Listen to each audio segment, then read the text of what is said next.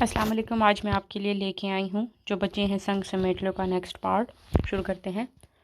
اس نے اپنے بنیادی مضمون کے طور پر اکنامکس کو منتخب کیا تھا، اپنی خواہش پر نہیں بلکہ اس لیے کہ اپنی انڈر گریجویٹ ڈگری کے لیے سکندر کا بھی بنیادی مضمون یہی تھا۔ اسے قانون پڑھنے میں کوئی دلچسپی نہیں تھی، مگر آگے اس نے بھی قانون پڑھنا تھا۔ پتہ نہیں اس خود ساختہ مقابلہ بازی سے وہ کبھی باہر نکل بھی سکے گا کہ نہیں، یا ساری زندگی سکندر جیسا بننے کی خواہش میں گزر جائے گی۔ وہ خود کو اس جنون سے نکالنا چاہتا تھا، وہ اپنے راستے سکندر سے بالکل علیحدہ کر لینا چاہتا تھا، لیکن اس کے اندر سکندر کو شکست دینے کی خواہش جیسے آج بھی کہیں چھپی بیٹھی تھی۔ اپنے میجر سبجیکٹ اکنامکس ہی کے لیے اسے سیمسٹر میں کیلکولس کا اضافی کورس کرنا پڑا تھا، اور یہ کورس پڑھنے کے لیے اسے میتھس ڈپارٹمنٹ میں کلاسز اٹینڈ کرنا تھی۔ اس روز اس سبجیکٹ کی پہلی کلاس لینے میتھس ڈپارٹمنٹ آیا تھا، اور وہاں اسے وہ ملی تھی، مریم۔ وہ اس دن ایک عام سا دن سمجھ کر کیمپس آیا تھا، جانتا ہی نہیں تھا کہ آج اسے وہ ملے گی جس سے مل کر اس کی زندگی سے تمام تلخیاں ختم ہو جائیں گی۔ وہ اپنے ڈپارٹمنٹ سے بھاگتا دوڑتا یہاں پہنچا تھا۔ مریم کا میجر سبجیکٹ میتھس تھا، تو اس نے اس کلاس میں ہونا ہی تھا۔ وہ کلاس میں سنجیدگی اور خاموشی سے بیٹھا لیکچر سن رہا تھا، تب اس لڑکی نے پروفیسر کو مسلسل زج کرتے اپنے سوالوں سے اسے چونکا دیا۔ وہ مختلف فارمولوں اور ٹرم سے متعلق ایک تکنیکی سوالات کر رہی تھی، جس میں سے بعض کے جوابات پروفیسر کو بھی معلوم نہیں تھے۔ شاید نہیں، یقیناً وہ لڑکی بہت ذہین تھی۔ وہ میتھ خصوصاً کیلکولس میں بہت اچھی تھی، تبھی انڈر گریجویٹ لیول پر اپنے پی ایچ ڈی کی قابل پروفیسر کو بھی ٹف ٹائم دے رہی تھی۔ یہ اس کا مریم سے پہلا تعارف تھا، جس میں وہ اس کا نام نہیں جان سکا تھا، صرف اس کی قابلیت اور خود اعتمادی سے آگاہ ہوا تھا، اور یہ اندازہ ہوا تھا کہ وہ شاید انڈیا یا پاکستان سے ہے۔ ہفتے میں 3-4 بار یہ کلاس لینے سے یہاں آنا تھا۔ دوسری بار وہ وہاں کلاس اٹینڈ کرنے آیا تو اتفاقاً اسے مریم کے برابر والی کرسی پر جگہ ملی۔ وہ خاموشی سے بیٹھا لیکچر سن رہا تھا۔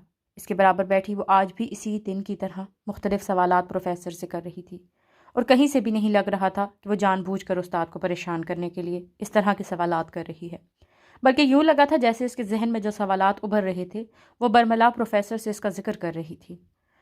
وہ میتھ میں شروع سے ہی بہت اچھا تھا، اسے اس ڈیریویشن میں کہیں کوئی کنفیوژن نہیں تھی۔ اپنی عادت اور مزاج کے برخلاف وہ بساختہ اس سے کہہ بیٹھا، اس پوائنٹ پر آپ کنفیوز ہیں نا، لائے میں سمجھاؤں۔ اس لڑکی نے چونک کر سر اٹھایا، اسے یوں دیکھنے لگی ایسے جیسے ابھی تک وہ اس کی موجودگی ہی سے لا علم تھی۔ ہاں، ایسی کون سی غیر معمولی بات تھی ذہن شہریار میں اس کی موجودگی یا غیر موجودگی کا نوٹس لیا جائے؟ سکندر سے حسد محسوس کرتے کرتے اب وہ اس حد تک تلخ سوچ کا حامل ہو گیا تھا کہ اپنے بارے میں بھی بہت کم وہ کچھ اچھا سوچ پاتا تھا۔ آپ کو یہ ڈیویشن سمجھ میں آ گئی ہے؟ اس لڑکی نے کچھ حیرت کچھ خوشی سے کہا۔ اس نے مسکراتے ہوئے سرس بات میں ہلایا، پھر اس کی نوٹ بک پر اسی ڈیریویشن شروع سے آخر تک سمجھا دی۔ کل 10 منٹ لگے تھے اسے سمجھانے میں۔ آپ کا بہت شکریہ، وہ مسکراتے ہوئے تشکر آمیز انداز میں بولی تھی۔ یو آر ویلکم، وہ جواباً مسکراتے ہوئے کرسی سے اٹھا تھا۔ آپ نے اپنا نام نہیں بتایا، وہ بھی اس کے ساتھ ہی کرسی سے اٹھی تھی۔ اس وقت کلاس میں صرف وہ دونوں تھے۔ زین شہریار۔ میں مریم ہوں، تم سے مل کر خوشی ہوئی، زین۔ اس کے تعارف کے جواب میں اس نے دوستانہ انداز میں اپنا تعارف کروایا تھا۔ اس کا بے تکلف انداز اسے اچھا لگا تھا۔ تم پاکستان سے ہو زین؟ وہ دونوں ساتھ چلتے ہوئے کلاس سے نکل رہے تھے۔ اس نے مختصر لفظوں میں اسے اپنے بارے میں بتایا۔ ان دونوں بھائیوں کی پیدائش امریکہ میں ہوئی تھی۔ شہریار خان کی ملازمت کے سبب ان بھائیوں کی اب تک کی زندگی پاکستان سے باہر گزری تھی۔ اب گزشتہ کئی سالوں سے تو وہ لوگ تھے ہی امریکہ میں۔ ہاں، چھٹیوں میں ان کا ہر سال پاکستان اپنے دادا کے گھر، جو اسے اپنا خاندانی اور آبائی گھر لگا کرتا تھا، جانا لازمی ہوا کرتا تھا۔ وہ امریکی شہری تھا، جبکہ مریم امریکی نہیں تھی۔ وہ یہاں پڑھنے کے لیے آئی تھی۔ اس مختصر رسمی سے تعارف اور گفتگو کے بعد وہ دونوں ایک دوسرے سے رخصت ہو گئے تھے۔ چند ہی دنوں کے اندر اسے یہ بات پتہ چل گئی کہ وہ لڑکی صرف کلاس روم کے اندر لیکچرز کے دوران ہی اپنی ذہانت ثابت نہیں کرتی، بلکہ کلاس سے باہر اسے اپنے پورے ڈپارٹمنٹ میں اپنی غیر معمولی صلاحیتوں کا لوہا منوا چکی ہے۔ میتھس ڈپارٹمنٹ کا جو سامائی میگزین نکلا کرتا تھا، وہ اس کی ایڈیٹوریل بورڈ میں شامل تھی۔ ڈرامٹک کلب کی وہ روح رواں تھی۔ اپنے ڈپارٹمنٹ کے علاوہ دیگر کئی سائنس ڈپارٹمنٹس کی مختلف آرگنائزیشن اور کلبس کی وہ سرگرم ممبر تھی۔ وہ نصابی اور غیر نصابی دونوں طرح کی سرگرمیوں میں شاندار کارکردگی اور ریکارڈ رکھنے والی لڑکی تھی۔ وہ امریکہ میں ایک امریکن یونیورسٹی میں امریکیوں پر سبقت حاصل کر رہی تھی، اور یہ کوئی معمولی کارنامہ نہیں تھا۔ پہلے دن کی تعارفی گفتگو کے بعد اس نے مریم سے از خود گفتگو کرنے کی کبھی کوشش نہیں کی تھی۔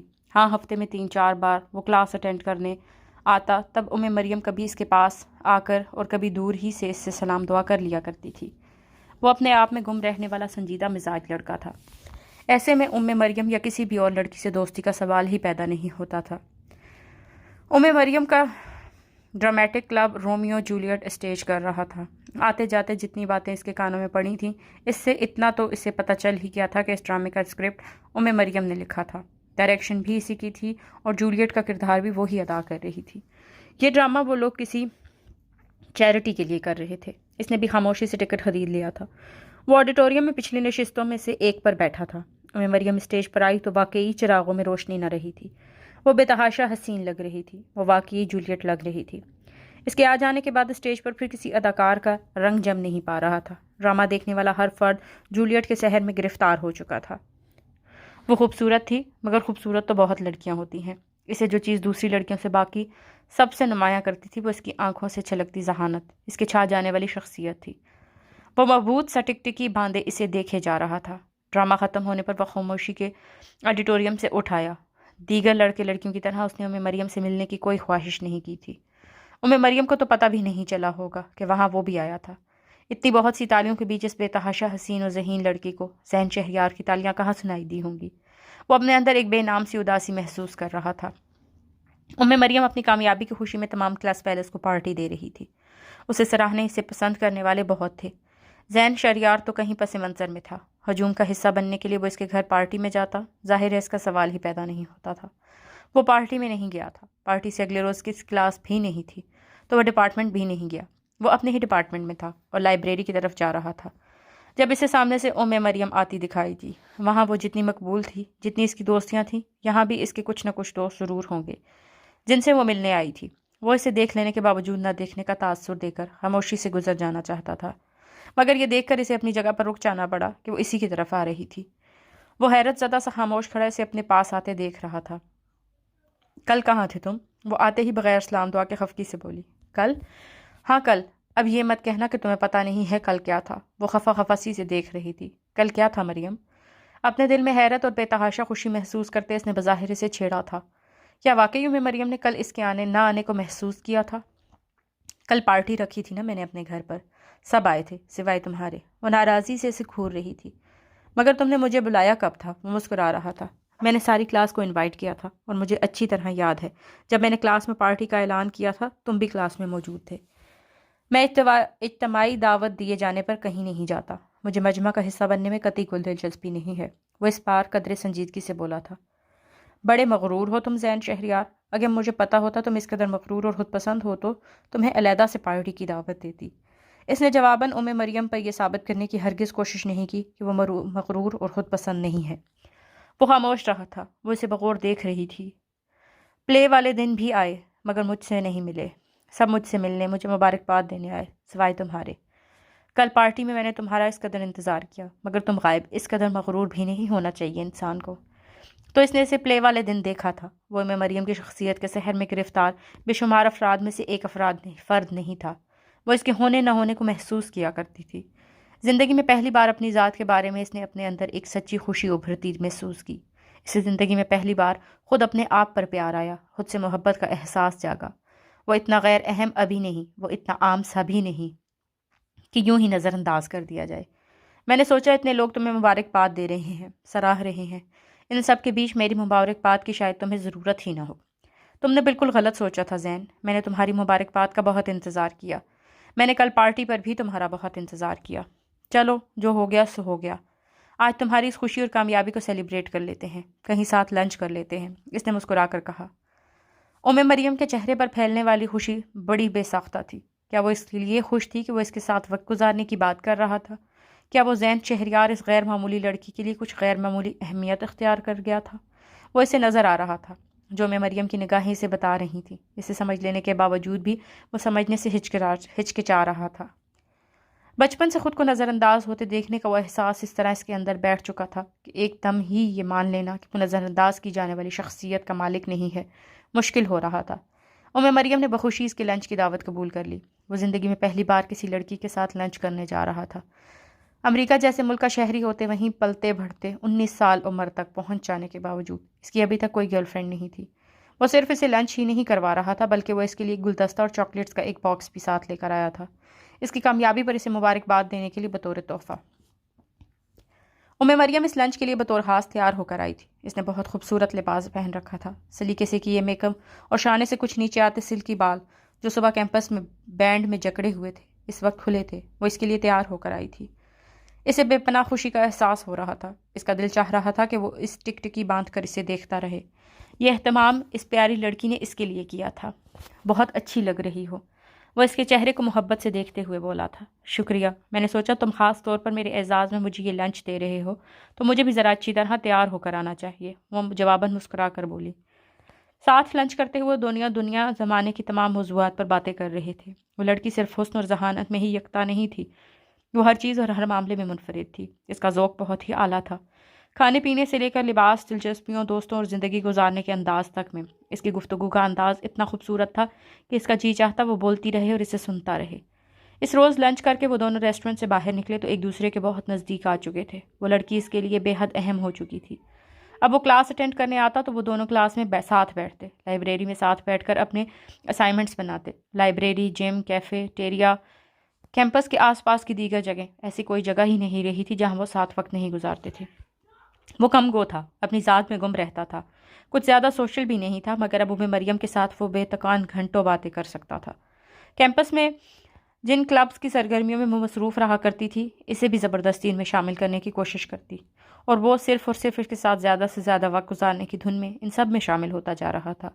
وہ پاکستان سے آئی تھی اور یہاں اپنے چچا کے پاس رہ رہی تھی۔ وہ بہت اچھی فیملی کی لڑکی تھی۔ وہ جس وقت اس کے ساتھ ہوتی تب تو اس کے ساتھ ہوتی ہی تھی، مگر جب ساتھ نہ ہوتی تب بھی ساتھ محسوس ہوتا تھا۔ وہ رات اسے سوچتا، اس کی باتیں یاد کر کے مسکراتے ہوئے سوتا تھا۔ اب اسے گھر کی رتی برابر بھی یاد نہیں آتی تھی۔ شہریار خان اب بھی اس میں اور سکندر میں واضح فرق رکھتے، مگر اسے اس سے بھی اب کوئی فرق نہیں پڑتا تھا۔ اب وہ سکندر کو سرے سے سوچا ہی نہیں کرتا تھا۔ اسے زندگی سے پیار ہو گیا تھا، اسے زندگی میں پہلی دفعہ خود اپنے آپ سے پیار ہو گیا تھا۔ اس کا خوش رہنے کو دل چاہتا اور وہ بے پناہ خوش رہتا بھی تھا۔ اس کے دل نے اس سے کہا وہ مریم کا ساتھ کچھ گھنٹوں، کچھ مہینوں یا چند سالوں کے لیے نہیں بلکہ عمر بھر کے لیے چاہتا ہے۔ ہاں، وہ مریم سے محبت کرنے لگا۔ وہ لڑکی اس کے لیے ناگزیر ہو چکی تھی۔ وہ اس کے ساتھ اپنی ساری زندگی گزارنا چاہتا تھا۔ وہ دونوں ایک دوسرے کے لیے جو بھی جذبات رکھتے تھے مگر ابھی ایک دوسرے سے اس کا اظہار نہیں کیا تھا۔ یہ ایک انکہی تھی جسے دونوں سمجھتے تھے، پر محبت کا لفظ ابھی تک زبان سے ادا نہیں ہوا تھا۔ اس کے اندر ایک ڈر، ایک ہچکچاہٹ سی تھی، اگرچہ جانتا تھا کہ وہ لڑکی اس سے والہانہ پیار کرتی ہے، مگر کیا وہ اس سے شادی بھی کرنا چاہتی ہے؟ نہ جانے رد ہو جانے کا کیسا خوف تھا اس کے اندر جو وہ لاکھ کوشش کے باوجود اتنے مہینوں بعد بھی مریم سے اقرار محبت نہیں کر پایا تھا۔ کیلکولس کا پہلا کورس ختم کر کے وہ اگلے سیمسٹر میں جا چکا تھا، مگر اب انہیں ملنے کے لیے اس کلاس کی ضرورت بھی کہاں تھی۔ وہ دونوں ہمہ وقت ساتھ ہوتے تھے۔ ایشین اسٹوڈنٹس کی ایک تنظیم تھی جو وہاں زیر تعلیم ساؤتھ ایشین اسٹوڈنٹس کے لیے وقتاً فوقتاً مختلف پروگرامز کا اہتمام کرتی رہتی تھی تاکہ اس طرح ان ممالک کے طالب علموں کو ایک دوسرے کے قریب آنے اور ایک دوسرے کو جاننے کا موقع ملتا رہے۔ مریم اس کی ممبر تھی اور اس کی خواہش پر وہ بھی اس کا ممبر بن گیا۔ اس روز اس تنظیم کی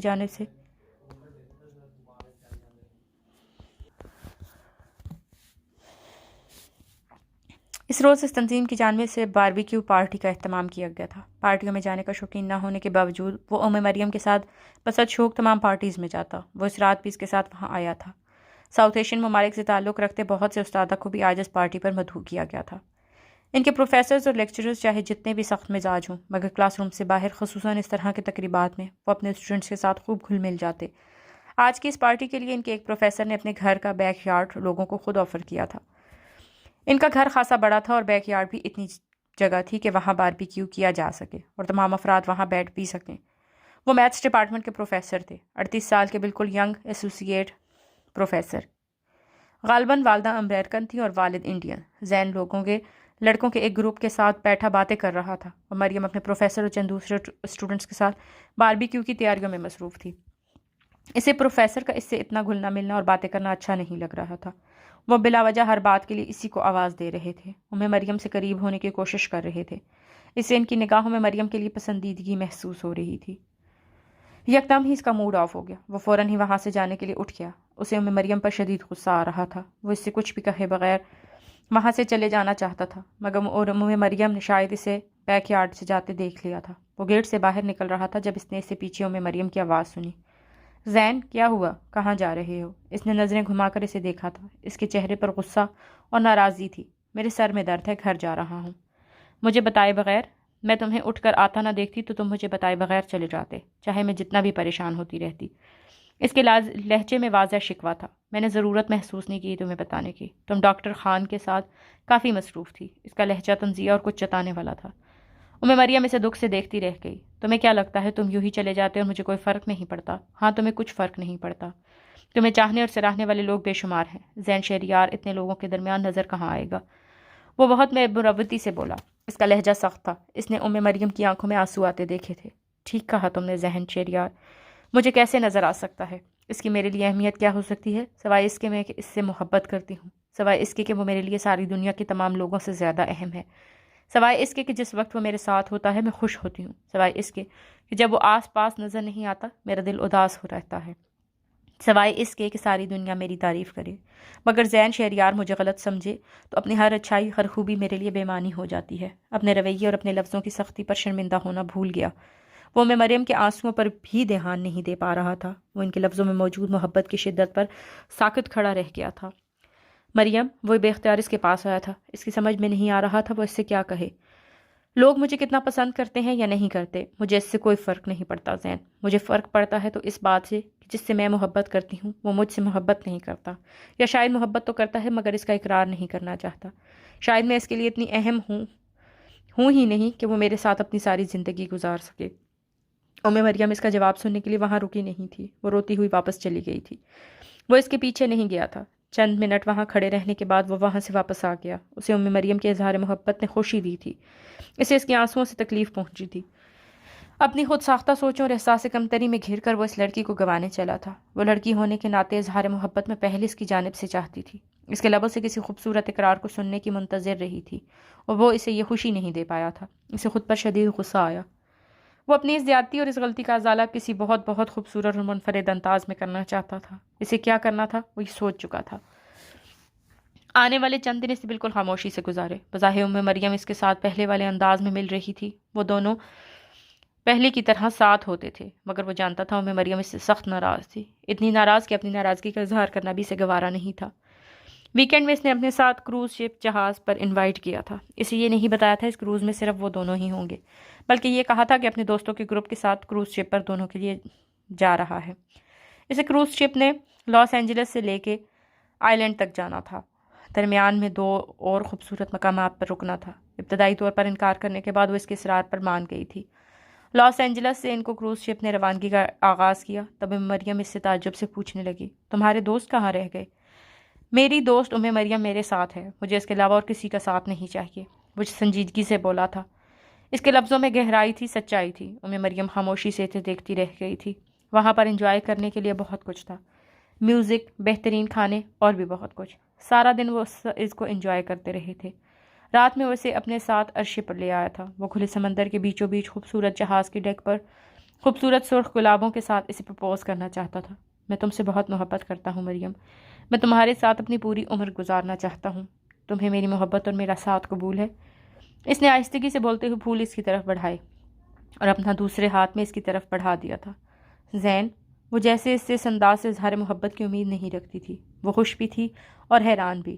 ام مریم نے بے اختیار اس کے ہاتھ سے پھول لے لیے اور اپنا ہاتھ زین کے بڑے ہاتھ میں دے دیا۔ تم کبھی بھی اور کہیں بھی کہتے مجھے اچھا لگتا، مگر مجھے پرپوز کرنے کے لیے یہ خوبصورت جہاز اور یہ سمندر منتخب کر کے تم نے ان لمحوں کو میرے لیے بہت یادگار بنا دیا ہے زین۔ وہ خوشی سے سر اٹھائے سرشار لہجے میں بولی تھی۔ وہ مسکراتے ہوئے والہانہ نظروں سے اس لڑکی کو دیکھ رہا تھا جس سے وہ شدید محبت کرتا تھا۔ بیٹا جی، 20 سال کی عمر شادی کے لیے کچھ چھوٹی عمر نہیں ہے، اس کی امو جان چھیڑنے والے انداز میں اس سے فون پر کہہ رہی تھیں۔ جہاز سے واپس آ کر اس نے اسی رات اپنی امو جان کو فون کیا۔ وہ انہیں ام مریم کے بارے میں بتانا چاہتا تھا۔ اپنے گھر میں وہ صرف ماں ہی سے قریب تھا، باپ نے اسے کبھی درخور اتنا سمجھا ہی نہ تھا، سو باپ سے وہ ام مریم کا کیا تذکرہ کرتا؟ رہ گیا سکندر تو اسے وہ اس قابل سمجھتا نہیں تھا کہ اپنی اتنی ذاتی بات اس سے شیئر کرے۔ اس نے شہریار خان اور سکندر شہریار دونوں کے متعلق سوچنا اور کرنا دونوں بالکل چھوڑ دیا تھا۔ اس نے سوچ لیا تھا کہ اسے سکندر کے ساتھ نہ کوئی مقابلہ کرنا ہے نہ موازنہ۔ میں ابھی شادی کی بات نہیں کر رہا، ابھی تو ہم دونوں پڑھ رہے ہیں۔ وہ بڑی ایمبیشیس لڑکی ہے۔ اگلے 4-5 سال تو ہم دونوں ہی کا شادی کرنے کا کوئی ارادہ نہیں ہے، لیکن منگنی یا بات تو طے کی جا سکتی ہے۔ اس دوران پلیز امو جان، آپ بابا سے بات کریں۔ زندگی بھر اس نے اپنی ہر بات باپ تک پہنچانے کے لیے امو جان ہی کا سہارا لیا تھا۔ اچھا، میں بات کرتی ہوں تمہارے بابا سے۔ اس کے اصرار کے جواب میں امو جان نے محبت بھرے انداز میں سے امید دلائی۔ تھینک یو امو جان۔ وہ سرشار سا ہو گیا تھا۔ یہ بتاؤ وہ ہے کیسی؟ انہوں نے اشتیاق ظاہر کیا۔ وہ انہیں مریم کی خوبیوں سے آگاہ کرنے لگا۔ مریم بہت خوبصورت ہے امو جان، وہ بہت ذہین ہے، وہ بہت اچھی فیملی سے تعلق رکھتی ہے۔ کوئی اگر ڈھونڈنے کی کوشش کرے تب بھی کوئی معمولی سی برائی بھی اس میں نہیں نکال سکتا۔ تب تو میں مریم سے جلد از جلد ملنا چاہوں گی زین۔ امو جان ہنس کر بولی۔ ماں سے بات لینے کے بعد اس نے مطمئن ہو کر فون بند کر دیا۔ مریم کو کون ناپسند کر سکتا ہے؟ اسے یقین تھا کہ وہ اس کے پاپا کو ضرور پسند آئے گی، بلکہ وہ اس کے معیار سے بھی بہت بڑھ کر ثابت ہوگی۔ ایسی بیوی کے لیے انہیں شاید اپنے شہزادے سکندر شہریار کے لیے سوچ رکھی ہوگی، اور سکندر اس کا کیا رد عمل ہوگا جب وہ مریم سے ملے گا۔ اس نے کسی کو شکست دینے کے لیے مریم کو نہیں چنا تھا، مگر اس وقت امو جان سے بات کرنے کے بعد جب اس نے اپنے پاپا اور سکندر کو سوچنا شروع کیا، تب بے اختیار یہ سوچ اس کے دل میں ابھری تھی کہ سکندر خود اپنے لیے یا اس کے بابا چاہے جتنی بھی اچھی لڑکی اس کے لیے ڈھونڈ لائیں، مگر وہ مریم جیسی ہرگز نہیں ہو سکتی تھی۔ ایک عجیب سی طمانینت، ایک عجیب سا سکون وہ اپنے اندر اترتا محسوس کر رہا تھا۔ سکندر لیونگ روم میں آیا تو امو جان کو کسی گہری سوچ میں گم پایا۔ وہ زین سے فون پر بات کرنے کے بعد ریسیور واپس رکھتے ہوئے کسی گہری سوچ میں تھی۔ وہ زین کے مقابلے میں گھر جلدی جلدی آتا تھا۔ 2 یا 3 دن کی بھی چھٹی آتی تو وہ دوڑا دوڑا گھر آ جایا کرتا تھا۔ اسے اپنا گھر، اپنی امو جان اور اپنے پاپا بہت یاد آتے تھے۔ یاد تو اسے زین بھی بہت آتا تھا، مگر وہ اسے لاس اینجلس اتنا پیارا ہو گیا تھا کہ چھٹیوں پر بھی وہ مشکل ہی گھر آتا تھا۔ اسے زین کی یاد آتی تو خود اسے فون کر لیا کرتا تھا۔ کیا بات ہے امو جان، کس کا فون تھا؟ ڈرائی فروٹ کی پلیٹ میں اس کے ہاتھ میں تھی۔ وہ نمکین بستے اور کاجو انجوائے کر رہا تھا۔ زین کا فون تھا۔ امو جان نے اس کی طرف دیکھا اور قدرے سنجیدہ تھیں۔ سکندر اس کے پاس صوفے پر بیٹھ گیا۔ زین ٹھیک تو ہے نا؟ ماں کے سنجیدہ چہرے کو دیکھ کر اسے فکر لاحق ہوئی تھی۔ اپنا چھوٹا بھائی اسے کتنا پیارا تھا، کوئی اس کے دل سے پوچھتا۔ ہاں وہ ٹھیک ہے، سب خیریت ہے۔ امو جان نے ہلکی مسکراہٹ کے ساتھ اسے اطمینان دلایا۔ تمہارے چھوٹے بھائی جان کو یونیورسٹی میں کوئی لڑکی پسند آ گئی ہے، انہوں نے اسے اصل بات سے آگاہ کیا۔ اوہ تو یہ بات ہے، وہ کھل کر مسکرا دیا۔ تب ہی میں کہوں محترم، چھٹیوں میں میرے اس قدر اصرار کے باوجود بھی گھر آنے کا نام کیوں نہیں لیتے؟ لاس اینجلس میں ان کے اس قدر دل لگ جانے کی وجہ اب سمجھ میں آ رہی ہے۔ زین کہہ رہا ہے میں تمہارے پاپا سے اس بارے میں بات کروں، تو اس میں پریشان ہونے کی کیا بات ہے امو جان؟ ہمارا زین بہت سمجھدار ہے، اس نے یقیناً ایک اچھی ہی لڑکی کو اپنے لیے چنا ہوگا۔ آپ پاپا سے بات کریں، اگر وہ لڑکی آپ کو اور پاپا کو پسند آ جاتی ہے تو منگنی کر دینے میں کوئی حرج نہیں۔ اس کی سمجھداری پر وہ مسکرائی تھی۔ لگے ہاتھوں تم بھی بتا دو اگر تمہیں کوئی پسند ہے تو، تاکہ میں تمہارے پاپا سے ایک ہی وقت میں تم دونوں بھائیوں کی بات کر لوں۔ وہ جواباً کہکا لگا کر ہنسا تھا۔ جو سکندر شہریار کو اچھی لگ جائے ایسی کوئی لڑکی ابھی تک تو ملی نہیں ہے۔ جس دن مل جائے گی سب سے پہلے آپ کو بتاؤں گا امو جان۔ اس نے شرارتی نظروں سے ماں کے گلے میں باہیں ڈال دی تھیں، وہ بھی اسے دیکھ کر مسکرا رہی تھیں۔ ہفتے کی پوری رات اور اتوار کا پورا دن اعصابی درد میں گزر کر پیر کے روز وہ آفس میں موجود تھا۔ ابھی بھی اسے شدید درد تھا، اس کے آدھے سر میں درد تھا، اس کی گردن کے پچھلے حصے سے درد کی شدید لہر وقتاً فوقتاً اٹھ رہی تھی، وہ اس کے بازو تک پھیل رہی تھی۔ ہفتے کی دوپہر لیزا کے ساتھ جو اس نے کھانا کھایا تھا، اس کے بعد سے آج پیر کے دن تک اس نے کچھ بھی نہیں کھایا تھا۔ فقط جو چیز اس کے حلق سے نیچے اتری تھی وہ بے حساب چائے اور کافی کے کپس تھے، یا پھر درد سے نجات کے لیے ڈاکٹر کی تجویز کردہ ادویہ۔ اس میں خود سے بھی زندگی سے بھی بیزاری پوری طرح حاوی تھی۔ اپنی زندگی ختم کرنے کا جی چاہ رہا تھا، مگر دفتر میں اس نے کسی کو بھی نہ اپنی طبیعت کے متعلق کچھ پتہ لگنے دیا تھا، نہ اپنا چڑچڑاپن اور بدمزاجی کسی پر ظاہر کی تھی۔ کام کی بات کے علاوہ وہ یہاں کسی سے زیادہ بات نہیں کرتا تھا۔ جو کوئی کام کی بات سے آگے جا کر کچھ اور بات کہتا، وہ جواباً کسی بدمزاجی کا مظاہرہ کرتا۔ ایک روبرٹو تھا جسے دوسروں کی نسبت اس سے زیادہ بات چیت ہو جایا کرتی تھی، مگر اس سے بھی دوستی یا بے تکلفی کے زمرے میں ہرگز شامل نہیں کیا جا سکتا تھا۔ چنانچہ اگر روبرٹو واپس آ بھی چکا ہوتا تب بھی وہ کم بولتا اور اپنے کام سے کام رکھتا۔ وہ اس پر اپنے مزاج کی کوئی تبدیلی اشکار نہ ہونے دیتا۔ یہاں تو وہ چند ہفتوں کے لیے آیا تھا۔ دوحہ جہاں سے وہ مستقل رہا کرتا تھا، وہاں اس نے کسی کو خود سے ایک حد سے زیادہ نزدیک نہیں آنے دیا تھا۔ اس کے کولیگ بہت تھے، اس کے واقف بہت تھے، اس کے ملنے والے بہت تھے، مگر اس کا دوست کوئی نہ تھا۔ اس نے کبھی کسی کے ساتھ دوستی کرنے کی کوشش ہی نہیں کی تھی۔ ایک لکیر کھینچ کر رکھتا تھا وہ اپنے اور اپنے سے واقف ہر شخص کے بیچ۔ اس حد فاصل سے آگے آنے کی اس نے کسی کو جرت نہیں دی تھی، سوائے اس لڑکی لیزا محمود کے، جو زبردستی اس کے نزدیک آنے کی کوشش کر رہی تھی، زبردستی اس سے بے تکلف ہونے اور دوستی کرنے کی کوشش کر رہی تھی۔ اتوار کا پورا دن اس نے اپنا موبائل آف رکھا تھا۔ وہ لیزا محمود سے کسی بھی طرح کا کوئی تعلق، کوئی واسطہ نہیں رکھنا چاہتا تھا۔ چند لمحوں کی ہنسی کی اتنی کڑی سزا، درد کی اٹھتی شدید لہر کو برداشت کرتے ہوئے اس نے سوچا، وہ اب لیزا سے کبھی نہیں ملے گا، نہ وہ اس سے ملے گا، نہ ہی پھر سے کبھی ہنسے گا، نہ خوش ہوگا، نہ کہہ کے لگائے گا، اور نہ ہی پھر اسے خود کو یوں سزا دینے کی ضرورت پڑے گی۔ مگر اسے پتہ نہیں تھا وہ آج پھر اس سے آفس آ دھمکے گی۔ وہ ڈائریکٹر فائنانس کے آفس سے سنجیدہ پیشہ ورانہ نوعیت کا ڈسکشن کر کے باہر نکلا تو اسے لیزا سامنے ہی کھڑی نظر آئی۔ وہ اسے نظر انداز کر کے وہاں سے جانا چاہتا تھا۔ سکندر میں کسی آفس سے نکل کر کوریڈور میں آگے بڑھتا نظر آیا تو اس نے حسب عادت پہ تکلفانہ انداز میں اسے مخاطب کیا۔ یقیناً سکندر نے ایسا دیکھا نہیں تھا، ورنہ وہ ہائے ہیلو کرنے ضرور رکتا۔ یہاں کمپنی کے اس آفس کے لیے اس نے جو پینٹنگز بنا کر دینی تھی، انہی کے حوالے سے آج اس کی کمپنی کے چند سینئر ایگزیکٹو کے ساتھ دوبارہ میٹنگ تھی۔ اس کی یہاں گزشتہ میٹنگ خاصی کامیاب رہی تھی۔ کمپنی اسے اس کا منہ مانگا معاوضہ دینے کو تیار تھی۔ آج پینٹنگز کا موضوع طے کرنا تھا۔ کچھ تھمس اور اس سے گزشتہ میٹنگ میں بات چیت کی تھی، کچھ پروپوزلز وہ آج لائی تھی۔ آج موضوع طے کر لیے جانے کے بعد اس نے اس پروجیکٹ پر کام شروع کر دینا تھا۔ وہ آج یہاں لانے کے لیے کل سارا دن مختلف آئیڈیاز پر کام کرتی رہی تھی، خاصی مصروف رہی تھی، مگر مصروفیت میں بھی اس نے دن میں 2 بار سکندر کو کال کی تھی اور دونوں مرتبہ اس کا نمبر بند ملا تھا۔ ہفتے کے روز وہ اس کے ساتھ خوشگوار موڈ میں رہا تھا۔ انہوں نے بہت باتیں کی تھی۔ سکندر نے اپنی تازہ بنی دوست قرار دیا تھا اور اس کی نئی بنی دوست ٹرک ڈرائیوروں والی اردو زبان بولتی ہے، اس پر اظہار افسوس بھی کیا تھا۔ آخر میں آ کر اس کا موڈ تھوڑا اپ سیٹ ہو گیا تھا اور کچھ ڈسٹرب سا نظر آنے لگا تھا، ورنہ باقی تو وہ سارا وقت بہت اچھی اور دوستانہ موڈ میں اس کے ساتھ رہا تھا۔ ایسے میں وہ تو ہرگز نہیں سوچ سکتی تھی کہ سکندر نے اپنا موبائل اس کی وجہ سے آف کر رکھا تھا۔ اس نے سوچا تھا بس یہی کہ شاید وہ آرام کرنا چاہتا ہوگا، پھر شاید اسے آفس کے کاموں کی کوئی مصروفیت لاحق تھی اور وہ ڈسٹرب نہیں ہونا چاہتا تھا، اس لیے سیل آف کر دیا ہوگا۔ مگر اس کے یہ تمام اندازے اور تمام خیالات اس وقت سکندر کے سرد اور سپاٹ چہرے کو دیکھ کر غلط ثابت ہو گئے تھے۔ وہ اس کی آواز دینے پر رکا تھا، نگاہوں میں اجنبیت نہیں تھی، مگر ایک سرد سا تاثر موجود تھا، جیسے وہ اس سے بات نہیں کرنا چاہتا تھا۔ چاؤ سیر سکندر، اس نے خوشگوار مسکراہٹ کے ساتھ اپنے مخصوص انداز میں گفتگو کا آغاز کرنا چاہا۔ چاؤ بغیر مسکرائے سنجیدہ اور سپاٹ سے انداز میں سا کہتا وہ وہاں بالکل بھی نہیں رکا تھا۔ وہ جواباً کیا کہنے کے لیے لب کھول رہی ہے یہ سننے کی زحمت کیے بغیر وہ وہاں سے تیز قدموں سے آگے بڑھ گیا تھا۔ اسے کوریڈور میں کھڑے کھڑے ہی نظر آ رہا تھا کہ وہ کوریڈور کے آخر تک جا کر دائیں طرف مڑ گیا تھا۔ اب وہ اسے نظر نہیں آ رہا تھا۔ اسے اپنے آپ پر بہت عجیب سا محسوس ہوا تھا۔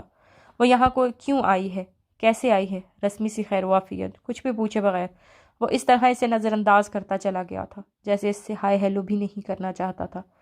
اسے کوفت سی ہو رہی تھی اور سکندر کی صدموری اور خاموشی بدتمیزی پر غصہ بھی آ رہا تھا۔ آپ زبان سے بدتمیزی کا مظاہرہ نہ کریں، بس اپنا رویہ بدتمیز بنا لیں۔ وہ ایسا ہی کیا کرتا تھا نا، ایسا ہی ابھی بھی کر کے گیا تھا۔ سکندر پر جنجلاہٹ اور کوفت محسوس کرتی وہ میٹنگ کے لیے چلی گئی تھی۔ 2 گھنٹے کی طویل میٹنگ، جس میں ہر چیز حتمی طور پر طے کر لی گئی تھی، کے اختتام پر وہ کمپنی کے 2 ایگزیکٹو کے ساتھ ہی کانفرنس روم سے باہر نکلی تھی۔ ان دونوں سے خوشگوار انداز میں رسمی نوعیت کے الوداعی جملوں کے تبادلے کے بعد وہ وہاں سے رخصت ہوئی تھی۔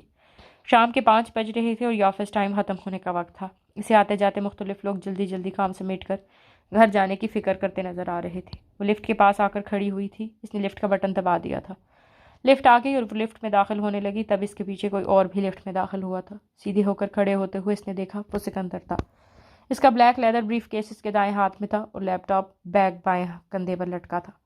اس کا چہرہ سنجیدہ تھا، اس پر سکندر نے بھی اسے ابھی ہی دیکھا تھا۔ لفٹ میں داخل ہو جانے کے بعد کم از کم اتنا وہ بتا سکتی تھی کہ اس نے اسے ابھی دیکھا ہے۔ سکندر کا 2 گھنٹے قبل کا رویہ اسے یاد تھا، اس لیے وہ مسکرائی تو نہیں، بس اخلاقاً سنجیدگی سے پوچھ لیا، تمہاری طبیعت کیسی ہے؟ وہ بظاہر بالکل صحت مند اور نارمل لگ رہا تھا، مگر پھر بھی پتہ نہیں کیوں اس بار لفٹ میں اس کے پاس کھڑے ہو کر جب اس نے اس کی آنکھوں میں دیکھا تو وہاں بہت صدر تکلیف اور ویرانی سی نظر آئی۔ ٹھیک ہے، سکندر کا جواب مختصر اور سنجیدہ تھا۔ اس کی آنکھوں کی ویرانی، خاموشی اور درد نے اس کے غصے کو پل بھر میں کہیں دور لے جا کر پھینک دیا۔ نہ جانے کیا دکھ لاحق تھا اسے، جو یوں وہ عجیب اتنا مختلف سا مزاج رکھتا تھا۔ وہ سکندر پر اپنا غصہ قائم نہیں رکھ پائی تھی۔ وہ آرٹسٹ تھی، اس لیے حساس زیادہ تھی۔ شاید اسی لیے وہ اس شخص کے لفظ اور رویے اس کی آنکھوں پڑھنے کی کوشش کرتی تھی۔ اس کے لفظوں اور رویوں میں سرد مہری، بیگانگی، اجنبیت اور بے مروتی ہوتی تھی، مگر اس کی آنکھوں میں درد ہی درد، غم ہی غم، اتنی اداسی اور اتنی ویرانی کہ اس نے کبھی کسی کی آنکھوں میں نہیں دیکھی ہوگی۔ لفٹ گراؤنڈ فلور پر آ گئی تھی۔ وہ سکندر کو دیکھ رہی تھی اور وہ لفٹ کے فرش کو، اس سے لا تعلق، بے نیاز اور بے پرواہ۔ وہ دونوں لفٹ کے باہر آ گئے تھے۔ میں تمہیں ڈراپ کر دوں سکندر؟ ہاں۔ اس نے ایک دم چونک کر یوں اسے دیکھا جیسے یہاں پر موجود ہی نہیں تھا۔ وہ بہت الجھا اور بہت بکھرا ہوا لگ رہا تھا۔ میں تمہارے ہوٹل ڈراپ کر دوں؟ یہ پوچھ رہی ہوں میں۔ اس نے ہلکی دوستانہ سی مسکراہٹ کے ساتھ اپنا سوال دہرایا۔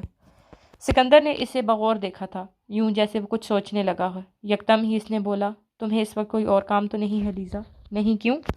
وہ اتنا غیر متعلقہ سا سوال سن کر حیران رہ گیا تھا۔ تم مجھے کسی ایسی جگہ ڈراپ کر دو جہاں سبزہ ہو، تازہ ہوا ہو۔ میں کچھ دیر کھلی آب و ہوا اور ہریالی کے بیچ رہنا چاہتا ہوں۔ اس نے بولتے ہوئے کھینچ کر یوں سانس لیا جیسے اس کی سانس گھٹ رہی ہو، اسے سانس لینے میں دقت کا سامنا ہو۔ ٹھیک ہے، وہ چلو، وہ جواباً مسکرا کر بولی۔ اب وہ یہ بات یقین سے کہہ سکتی تھی کہ سکندر کی طبیعت پوری طرح ٹھیک نہیں تھی۔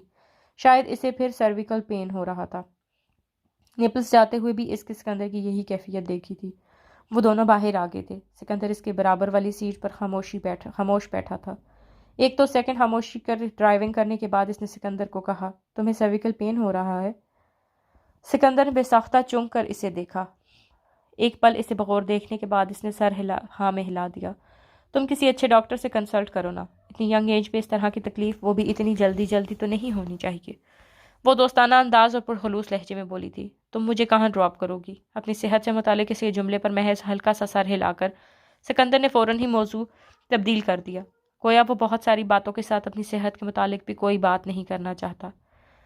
ہم ولا بورگسے جا رہے ہیں۔ میں بورگھیسز گارڈنز کا تم سے نام تو ضرور سن رکھا ہوگا۔ اس نے سکندر کو حیرانی سے اپنی سمت دیکھتا پایا۔ جی، تمہیں وہاں چھوڑ کر آ جاؤں؟ تم اکیلے وہاں انجوائے کرو اور میں اپنے اپارٹمنٹ جا کر بند ہو جاؤں؟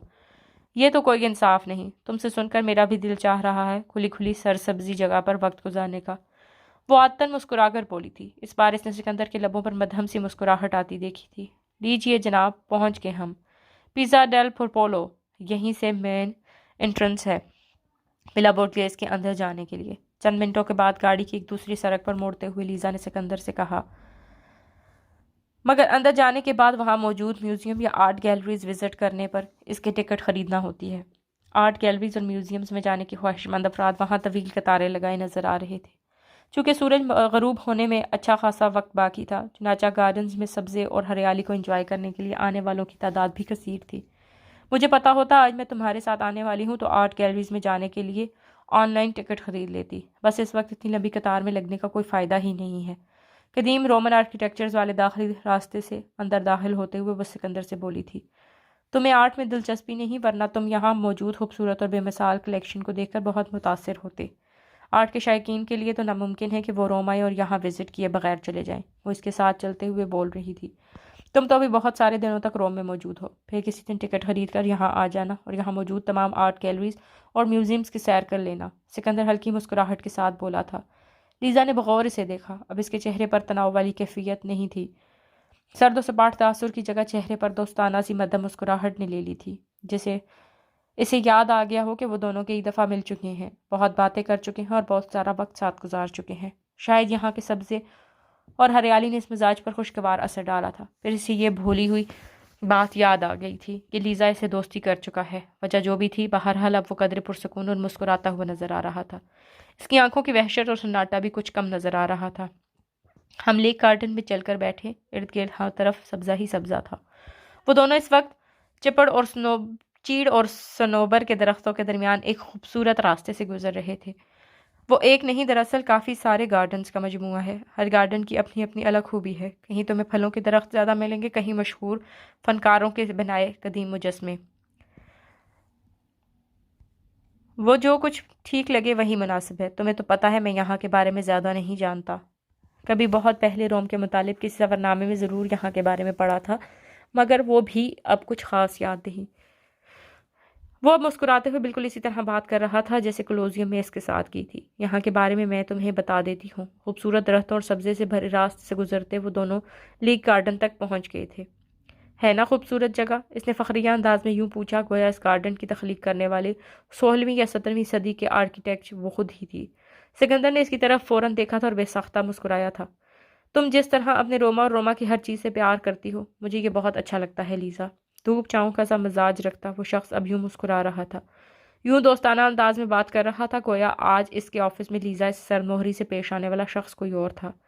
یہاں بیٹھ جاتے ہیں۔ جھیل سے نزدیک گھاس پر درختوں کی چھاؤں میں ایک جگہ سکندر کو بیٹھنے کے لیے اچھی لگی تھی۔ پانی پر سبزی اور پھولوں کا یہ جو شیڈ پڑ رہا ہے کتنا خوبصورت لگ رہا ہے نا سکندر؟ ادھر دیکھو تو پانی سبز نظر آتا ہے، وہاں دیکھو تو سرخ، ادھر گلابی اور وہاں نیلا، ایک ہی جھیل بیک وقت کتنے سارے رنگوں سے سجی ہے، وہ مسکرا کر سکندر سے کہہ رہی تھی۔ سکندر نے جواباً اسے دیکھا ضرور مگر بولا کچھ نہیں۔ وہ اس کی خاموشی پر عجیب سی لگی۔ تمہیں رنگ اچھے نہیں لگتے سکندر؟ پتہ نہیں، مجھے رنگوں کو محسوس کرنا نہیں آتا، وہ بے خیالی میں بول گیا، مگر جیسے ہی اس بے خیالی سے منہ سے نکلی بات کا دھیان آیا تو وہ فوراً بات بدل کر اسے پوچھنے لگا، تو تم یہاں پہلے ہی بہت دفعہ آئی ہو؟ ہاں، سکندر کو بغور دیکھتے ہوئے اس نے آہستگی سے جواب دیا۔ ان کے بالکل سامنے درختوں کے پاس سیاحوں کا ایک گروپ آ کر کھڑا ہو گیا تھا۔ ان میں 2 افراد اٹالین لگ رہے تھے جبکہ باقی تمام افراد امریکن تھے۔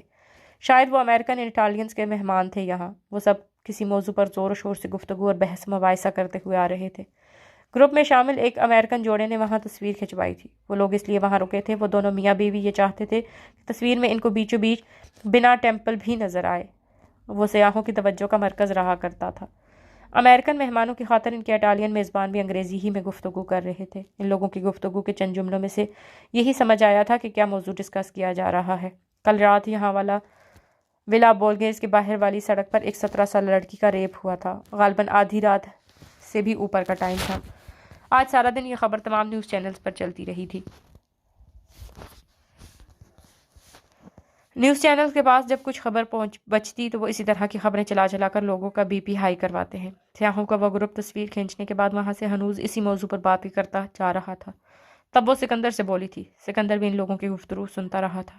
ٹھیک ہے، مجھے بھی ہمدردی ہے اس لڑکی سے، اس کے ساتھ جو ہوا وہ برا ہوا، مگر میں یہ پوچھتی ہوں کہ رات کے 2-2:30 بجے وہ اکیلی سڑکوں پر کیا کرنے نکلی ہوئی تھی؟ ایک تنہا خوبصورت لڑکی آدھی رات کو سڑک پر کسی بدفطر اور بد کردار کو ٹکرے تو کیا وہ اسے چھوڑ دے گا؟ ماں باپ سے لڑائی ہوئی تھی یا بوائے فرینڈ سے جھگڑا، تب بھی اس طرح آدھی رات کو سڑکوں پر پھرنے کی کیا تک تھی؟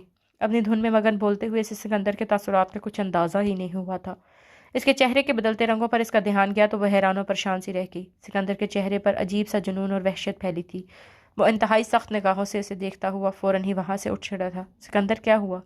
وہ کچھ بھی سمجھ نہیں پا رہی تھی۔ وہ بالکل ہکا بکا فوراً کھڑی ہو گئی۔ کیا ہوا سکندر؟ اس نے بے حد حیرانی سے پوچھا۔ کسی کے بارے میں کچھ بھی بول دینا، جو مرضی تبصرہ کر لینا بہت آسان ہوتا ہے لیزا محمود۔ کیا جانتی ہو تم اس لڑکی کے بارے میں؟ بتاؤ مجھے۔ وہ شدید غصے میں نظر آ رہا تھا۔ وہ انتہائی غیظ و غضب سے اسے دیکھ رہا تھا۔ لیزا نے اس کے ساتھ مہری، اجنبیت، بیگانگی سب کچھ دیکھ رکھا تھا، مگر یہ انداز اس کی سمجھ سے باہر تھا۔ نیوز چینلز کے لیے بھی تمہارے لیے یہ اندازہ لگا لینا، اس لڑکی پر تبصرے کر لینا، تنقید کر لینا، مذاق اڑا لینا بہت آسان ہے۔ کیا تم نے سوچا اس کے ساتھ کیا ہوا ہوگا؟ وہ جو آدھی رات کو سڑکوں پر تھی، کیا گزری تھی پر جب اپنے گھر سے نکلی تھی؟ لیزا محمود، زندگی برباد ہو گئی ہے اس لڑکی کی۔ کل رات جو کچھ اس کے ساتھ ہوا وہ اب زندگی بھر اس خوف، بے بسی اور ذلت سے باہر نہیں نکل پائے گی۔ سکندر کے لفظوں میں سختی تھی، بے پناہ غصہ اور نفرت تھی۔ وہ فوراً ہی وہاں سے جانے کے لیے پلٹ گیا۔ ایک پل کو بالکل حیران و پریشان ساکت اپنی جگہ پر کھڑی رہی، مگر جیسے ہی اسے اس بات کا احساس ہوا کہ وہ وہاں سے جا رہا ہے وہ فوراً ہی اس کے پیچھے بھاگی۔ سکندر، کیا ہو گیا ہے تمہیں؟ تم اس طرح ناراض کیوں ہو گئے ہو؟ پلیز رکو تو صحیح۔ اس نے اسے پیچھے سے ہی چلا کر آواز دی تھی، چونکہ وہ جس تیز رفتاری سے جا رہا تھا وہ اس کا ساتھ دینے میں ناکام تھی۔ سکندر نے مڑ کر اسے دیکھا، نہ کوئی جواب دیا، نہ ہی رکا۔ اس نے اس کے پیچھے دوڑنا شروع کر دیا۔ ارد گرد سے گزرتے لوگ اسے تعجب سے دیکھ رہے تھے۔ سکندر، پلیز رک جاؤ۔ وہ وہیں کھڑے رہ کر سانس بحال کرتے ہوئے سکندر کو دیکھ رہی تھی۔ وہ اب اسے ولا بولگیز سے باہر جاتا نظر آ رہا تھا۔ وہ چیڑ کے درخت سے ٹیک لگا کر کھڑی اسی طرف دیکھ رہی تھی، یوں ہی بے مقصد گفتگو برائے گفتگو کے طور پر۔ منہ سے نکلنے کے اس کے وہ چند جملے سکندر کو اس قدر ناگوار گزر جائیں گے وہ کبھی سوچ بھی نہیں سکتی تھی۔ وہ بار بار ذہن میں اپنے کہے جملے کو دہرا رہی تھی۔ اسے ان میں کوئی ایسی بات نظر نہ آ رہی تھی اس پر یوں غصے سے بے قابو ہو جایا جائے۔ ایک واقعہ پر اس نے اپنی رائے دی تھی، وہ جو جواباً اس سے اختلاف کرتا اپنی رائے دے سکتا تھا۔ وہ حیران تھی، وہ بے حد پریشان تھی۔ اسے سکندر پر غصہ نہیں آ رہا تھا، اسے تعجب ہو رہا تھا، حیرت ہو رہی تھی۔ وہ سکندر کو سمجھنے سے قاصر تھی۔ آج اسے پھر درد ہو رہا تھا۔ وہ کچھ وقت کسی کھلی کھلی سی سرسبز جگہ پر گزارنا چاہتا تھا۔ اس موقع بات نے سب کچھ ختم کر دیا تھا۔ اس سے تو کہیں بہتر ہوتا وہ سکندر کو بلا بوگھیز چھوڑ کر خود باہر سے ہی چلی جاتی۔ وہ کچھ دیر وہاں کھلی ہوا میں سانس تو لے لیتا۔ وہ سبزہ ہریالی، جھیل کا پانی، آبی پرندے، یہ سب کچھ اس کی طبیعت کی اداسی اور پسماندگی کو دور نہ بھی کرتے، کم تو کرتے۔ اسے خود پر غصہ آنے لگا۔ وہ سکندر کے لیے فکر مند ہو رہی تھی، وہ اس کے لیے اداسی بھی ہو گئی تھی۔ نہ جانے کیا غم، کیا دکھ اس سے لاحق تھا۔ اس کے ساتھ اس نے اس دکھ کو کم نہیں کیا بلکہ بڑھا دیا تھا۔